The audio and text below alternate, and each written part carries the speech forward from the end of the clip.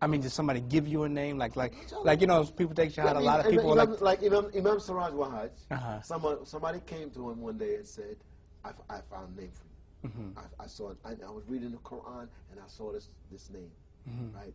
Siraj Wahaj, right? That's big. And then they went to the ayah in the Quran and how Allah described the light is in the land. And he's like, oh, subhanallah. And so this guy gave Imam Siraj Wahaj that name. Me, a little different.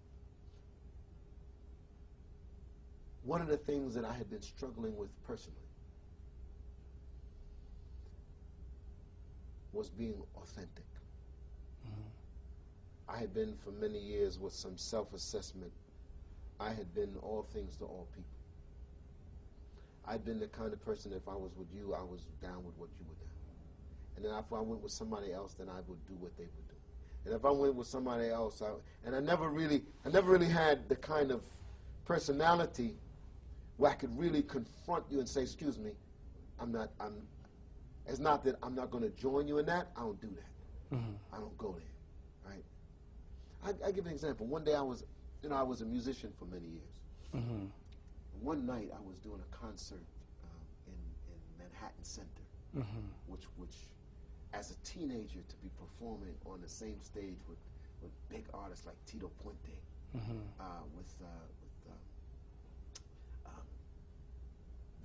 many of the big Latin groups were performing on that stage, and I was performing in a group playing some kind of Afro-Cuban type, type stuff.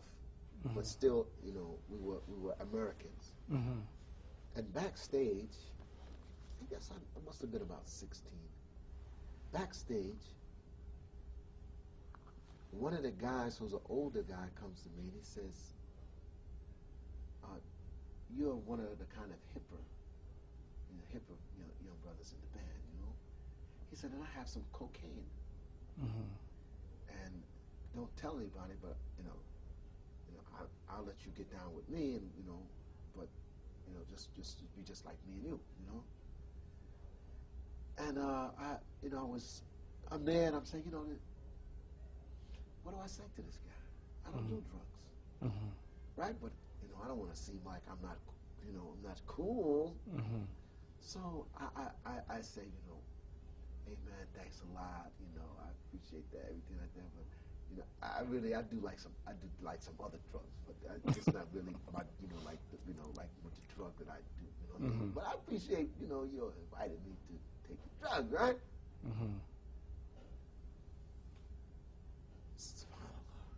Alhamdulillah, I made the right decision, but I was ashamed at the decision that I made because, I wanted to be cool. I wanted to please people. By the time I'd gone through this process to come closer to the Deen of Islam, I said closer. I wanted to be the real thing. I wanted to be a person that I stood for what I believed in. And so when I met this word, Johar, jewel, gem, essence, and I had met some people who I heard this name. I said, subhanallah. I never met anybody who had this name. But I heard this word around. I said, subhanallah. That name, but Africanized. In the Swahili book, Johari. I said, that's me. Me for real. And Abdul Malik, obviously, for two reasons. One, among my friends, there were a number of different groups of them. Some of them, Ismail was their last name. Some of them, Muhammad was their last name. Muhammad was the common last name. And I had one close friend of mine, Hassan Abdul Malik. And he and I were close. I said, subhanAllah, if I have to join a family, then I'm going to join the family name of Hassan. And he and I both liked the name Abdul Malik because of Al-Hajj Malik Shabazz, Malcolm X. So it was, in a way, joining that family. And I will tell you, subhanAllah, on many levels, people like me, You know, I grew up without my father in the home. My mother and father divorced.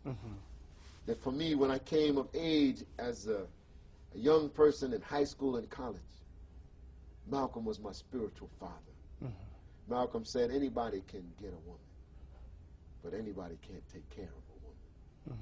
He said, anybody can make a baby. Everybody can't take care of a baby. He said, father means that you take care of your child. Husband means that you take care of your wife, that you take on the responsibilities of manhood. I said, subhanallah.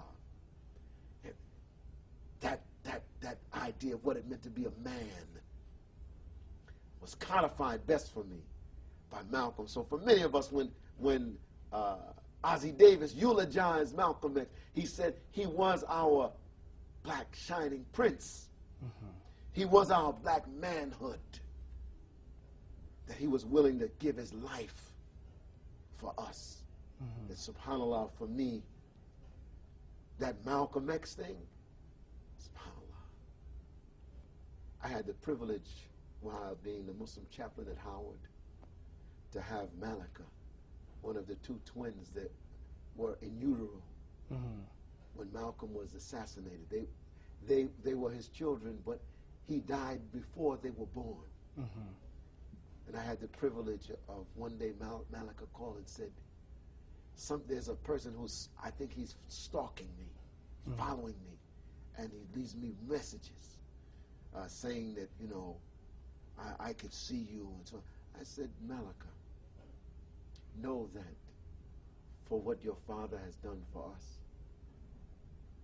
any one of us would be willing to give our lives to defend you. That, you know, you're not like our sister, you like our niece, like our daughter. So that relationship, I don't know if people can really understand it, except maybe to see it in the light of how Muslims see Rasulullah sallallahu alaihi wasallam. Imam Johari, how long have you been Muslim now? SubhanAllah, I accepted Islam about 25 years ago. MashaAllah, MashaAllah. Imam Johari, I mean, it's well known your work in the community and your outreach work here. But as one of our elder brothers in Islam who's been Muslim for 25 plus years. And I'm 51 now, so that gives you... Okay, all right, 51. I just want to ask you before we conclude here, I just want to ask you, what do you see as the future outlook for Islam here in America? SubhanAllah, the outlook of Islam is bright. Altaf Hussein gave a lecture yesterday. We were talking in one of the panels here at the conference about empowering the masjid. He said, you know, we need to, as Muslims in America, be really grateful to Allah subhanahu wa ta'ala. In the last 20 years, no other religious community in America has seen the level of growth in terms of numbers of people, in terms of institutions that we've built, in terms of the rate of growth and political capacity, economic capacity in America. There's no other community. There are communities that are concerned now, they're contracting. The number of churches, Catholic churches, the number of children enrolled in Catholic schools and so on. The other communities are concerned about their survival. The Muslim community is seeing growth. And I would like that we could share that spirit of growth and development with the other faith traditions. I'm not saying that, alhamdulillah, we're shutting the other institutions down. I'm saying that when we compare ourselves, where there seems to be a movement in society moving away from religion, that there seems to still be the capacity of Muslims not only for people to revert or to convert to Islam, but also people relocating to the United States bringing Islam. People building institutions in America to support the growth and development of the Islamic way of life. Alhamdulillah, we